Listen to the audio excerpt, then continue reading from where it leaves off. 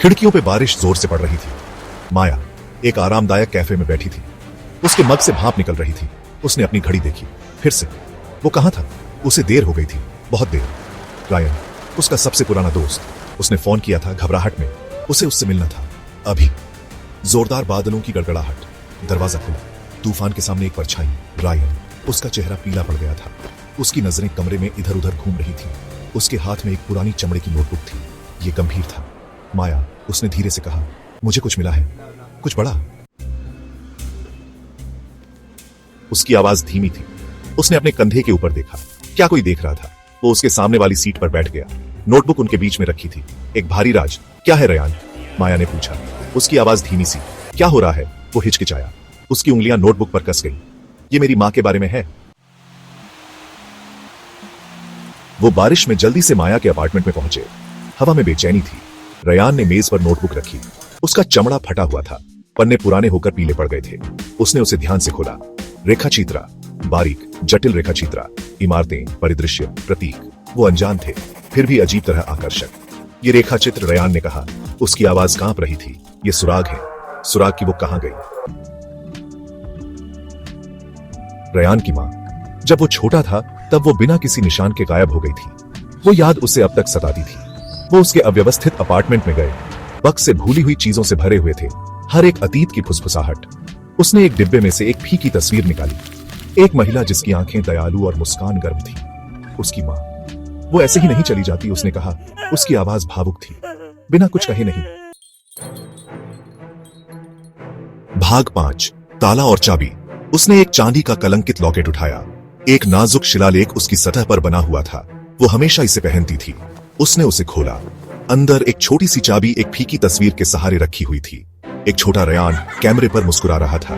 ये लॉकेट, उसने कहा, और नोटबुक, ये जुड़े हुए हैं, मुझे पता है। चाबी, रेखाचित्रा, उसकी मां का गायब होना। पहेली के टुकड़े जुड़ने लगे थे। भाग 6, अतीत की फुसफुसाहटें। भव्य एल्म्सवुड लाइब्रेरी, ज्ञान का एक अभ्यारण्य। इसकी अलमारियां अनगिनत कहानियों से भरी हुई। उन्हें जवाबों की उम्मीद थी। उन्होंने प्राचीन ग्रंथों पर ध्यान दिया। उनकी उंगलियां फीकी स्याही पर चल रही थीं। नोटबुक में प्रतीकों से कोई संबंध खोज रहे थे। घंटे बीत गए। निराशा बढ़ती गई। जब उनकी उम्मीद कम होने लगी, तभी एक सफलता मिली। एक पुराना नक्शा, एक भूले हुए कोने में रखा हुआ। इस पर एक विशाल संपत्ति को दिखाया गया था। ग्रेस्टोन मैनर और प्रतीक मेल खाते थे। भाग 7, ग्रेस्टोन के राज। यह कहानी हमें एक पुराने रहस्यमय मनोर की ओर ले जाती है, जो अपने भीतर कई अनकहे राज छुपाए हुए है। ग्रेस्टोन मैनर एक भव्य संरचना, धुंध और रहस्य में डूबी हुई। यह जगह कभी एक समय में जीवन से भरी हुई थी, लेकिन अब यह केवल खंडहर और कहानियों का घर है। यह शहर के किनारे पर स्थित था। लंबे समय से खाली पड़ा था। इसके चारों ओर की बस्ती भी अब वीरान हो चुकी है, मानो समय ने इसे भुला दिया हो। वो सावधानी से आगे बढ़े। उनके कदम खामोशी में गूंज रहे थे। हर कदम के साथ उन्हें ऐसा महसूस हो रहा था कि वे किसी प्राचीन रहस्य के करीब पहुंच रहे हैं। हवा भारी हो गई, मानो राजों से लदी हुई हो। पेड़ों की सरसराहट और हवाओं की आवाजें एक अजीब सी कहानी बयां कर रही थीं। अंदर मकड़ी के जाले हर जगह लगे हुए थे। यह जगह अब केवल धूल और जालों का घर बन चुकी थी, जो कभी जीवन से भरी हुई थी। धूल के कण धूप की हल्की किरणों में घूम रहे थे, जो अंधेरे में घुस रही थी। यह दृश्य एक अद्भुत और रहस्यमय माहौल बना रहा था। एक छिपा हुआ पैनल एक धूल भरे टेपेस्ट्री के पीछे छुपा हुआ। यह पैनल एक गुप्त दरवाजे की ओर इशारा कर रहा था, जो शायद इस जगह के रहस्यों को उजागर कर सकता था। और अंदर एक लकड़ी का संदूक, उसका ताला पुराना और जंग लगा हुआ। चाबी फिट हो गई। संदूक के अंदर क्या छुपा हो सकता है?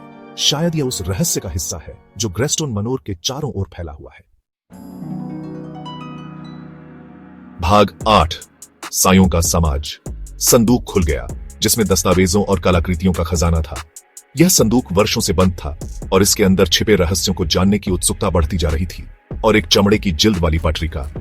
यह पत्रिका बहुत पुरानी थी और इसके पन्नों पर समय की छाप साफ दिखाई दे रही थी। उसकी मां की। उन्होंने अपने फोन की रोशनी में पढ़ा। पत्रिका के पन्नों पर लिखी बातें उन्हें एक अलग ही दुनिया में ले जा रही थीं। पत्रिका ने एक गुप्त समाज, सायों के समाज और एक शक्तिशाली कलाकृति के बारे में बताया। यह समाज सदियों से छिपा हुआ था और इसके बारे में बहुत कम लोग जानते थे। उसकी मां एक सदस्य थी। वह इस समाज के रहस्यों को जानती थी और उन्हें सुरक्षित रखने की कोशिश कर रही थी। उसने एक भयानक सच्चाई का पता लगाया था। यह सच्चाई इतनी भयानक थी कि उसे समझ पाना मुश्किल था। समाज वो नहीं था जो दिखता था। इसके पीछे छिपे रहस्य और भी गहरे थे। वो कलाकृति का इस्तेमाल अपने फायदे के लिए कर रहे थे। यह कलाकृति बहुत शक्तिशाली थी और इसके गलत हाथों में जाने का खतरा था। उसने उन्हें रोकने की कोशिश की थी। वह जानती थी कि अगर यह कलाकृति गलत हाथों में चली गई तो इसके परिणाम भयानक हो सकते थे। और फिर वो गायब हो गई। उसकी मां का अचानक गायब होना एक रहस्य बन गया था। रयान का खून ठंडा हो गया। उसे समझ नहीं आ रहा था कि यह सब कैसे हुआ। वो अपने दिल में जानता था कि वो खतरे में थी। उसे अपनी मां को ढूंढना था और इस रहस्य को सुलझाना था। भाग 9। अंधेरे से बच निकलना। अचानक एक आवाज, कदमों की आहट। वो अकेले नहीं थे। घबराहट फैल गई। उन्हें वहां से निकलना था अभी। उन्होंने पत्रिका और कलाकृतियां इकट्ठा की, उन्हें अपने बैग में भर लिया। उनके दिल तेजी से धड़क रहे थे। जैसे ही कुछ लोग परछाइयों से निकले, वो पीछे के रास्ते से बाहर निकल गए। उनका पीछा किया जा रहा था। वो घने जंगल से भागे। पेड़ों की शाखाएं उनके चेहरों पर लग रही थीं। उन्हें भागना था, अपनी सुरक्षा के लिए और उसकी मां के लिए। भाग 10। कलाकृति की शक्ति। उन्हें जंगल में गहरे छिपे एक दूरस्थ केबिन में शरण मिली, अभी के लिए सुरक्षित। उन्हें कलाकृति को समझने की जरूरत थी। यह एक छोटा ऑब्सीडियन पिरामिड था जिसकी सतह पर जटिल नक्काशी की गई थी।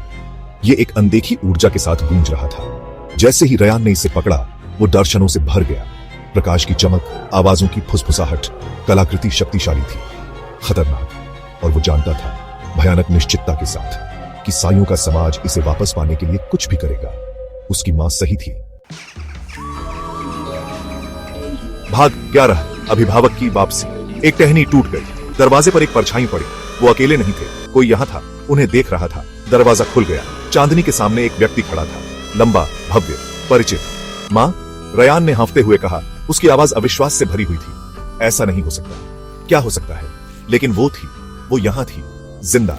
और वो खत्म करने आई थी जो उसने शुरू किया था, कलाकृति को नष्ट करने के लिए।